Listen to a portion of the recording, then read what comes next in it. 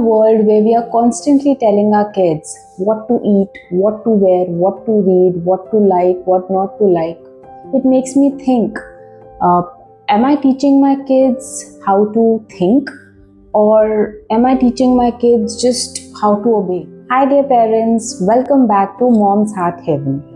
I'm Swati, mom to an 8-year-old boy and 1.5-year-old little girl. Today, I want to talk about something which has been in my heart for a while: how to raise a thinker and not a follower. One day, my son asked me, "Why can't I do it this way, Mama?" And my instant reaction was, because I said so.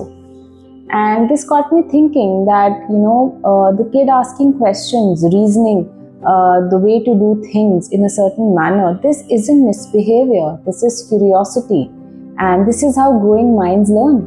And if I can nurture that and not crush it, I'll be raising a confident kid who can make his own choices and decisions and be a thinker and not a follower. I like to read parenting books by renowned authors. It helps me have a broader perspective about parenting as a whole. And whenever I'm in doubt, I always refer to these books because they provide really deep insights. And here I'm sharing those 5 insights that have stayed with me.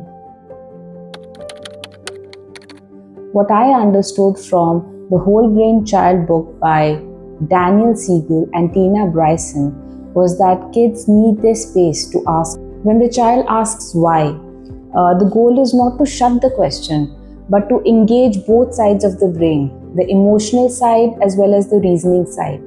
So if my child asks me, do I really need to wear this jacket, Mama? So what would I do? What would I say? Now that I say is that, just step outside, feel the weather, feel the air, feel the cold, and make a decision. If you still feel that it is not cold, don't wear it. And if you feel it's cold, wear a jacket. So, he'll step outside and he'll feel the, weather, and he'll be like, yeah, I think Mama, it's cold, I should wear my jacket. So he's not just following what his mama has just asked him to do. He's, reasoning it. He is making his own choice. One thing I learned from Carol Dweck's mindset is that kids really do well if we stop jumping in to fix things for them. My son, he's really fond of Lego, and one day he was, just building something, and it just, wasn't getting right, and he was getting frustrated, and I had this instant desire to just pitch in and help him out. But then I just stopped myself and I just asked him, what do you think will make it stronger and, let it not fall? And, he tried again, and the smile on his face said it all. That Mama trusted me, and that he could do it himself, he could fix it himself. So that tiny moment, it really built resilience. It was not about the Lego anymore. It was about he figuring out himself how to do it right. John Gottman's Raising an Emotionally Intelligent Child reminds us that kids who can name their emotions can handle them better. So when my toddler throws a toy, instead of saying no throwing, I just express to her that you are upset, is it? That it didn't fit right, the block didn't fit right. And sometimes, there would be more babbling and all of that. But many a times it's more about letting her know that feelings and emotions are okay. And it's the basis of good thinking. My son recently, came home upset that one of his classmates didn't let him join a game. And, instead of saying it's okay, I just asked him, you must be disappointed. Did you tell this to your friend how you felt about it? And he said that, no, Mama, I just walked away. But then we did sit down for a while after, when it was the right moment, and we discussed what we could do to make things better. So this conversation really helped us label the emotions that, my kid was having and feeling. The conversation that me and my kid had it build more emotional strength rather than just a simple "it's okay." One thing I took away from Daniel Siegel's Parenting from the Inside Out is that kids don't really learn from what we say. They would really learn from what we actually show to them. So, for example, there are times that, I lose my temper or moments of frustration come into picture. But then, of course, after I'm calm and settled in, I would go back to my kids and I would apologize that, this was a moment I had and I should have handled it better.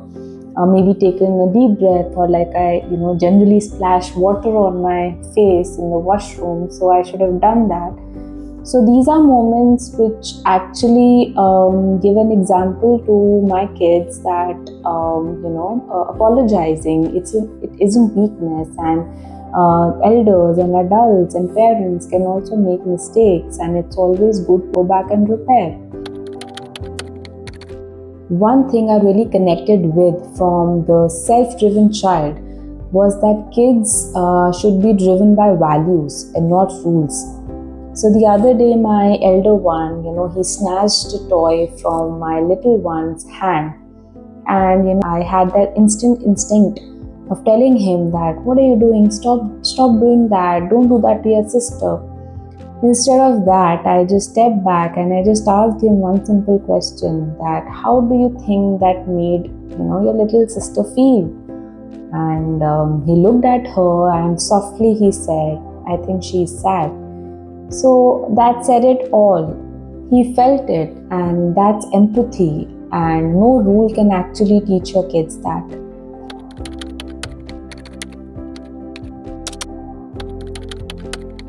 Now let's talk about what we moms can do in simple ways on a daily basis, consistently, so that we make an attempt in raising our kids as thinkers and not followers. Ask more, what do you think, rather than saying do this. And this one's my favorite. I mean, many times when we have guests at home, so I'll ask my son that what is it that you can help me with to be prepared for hosting the guests. And he'll say, I'll set the table, mama, and he'll help me out. And so basically he's making the decision, he's taking ownership. When my daughter struggles to stock her toy, I try not to rush in and help her. So those 30 seconds are actually teaching her patience and persistence. My son, once forgot his art supplies that were required for some school project. And, we had that instinct of getting it delivered to the school. But, he told us later that next time I'm going to pack the night before. And that one missed day actually taught him responsibility, which none of the reminders could.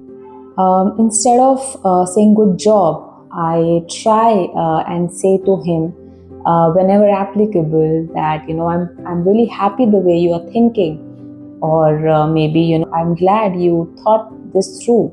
It makes my son proud of his thinking and not the outcome. Share your thought process with your kids aloud.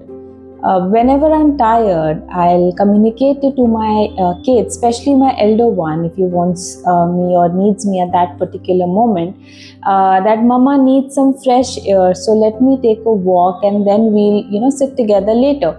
So communicating and making them feel that it's good to make choices, and they learn that thinking leads to choices, and choices decide how we feel. You see, raising a thinker doesn't mean that you let your kids do whatever they want to do.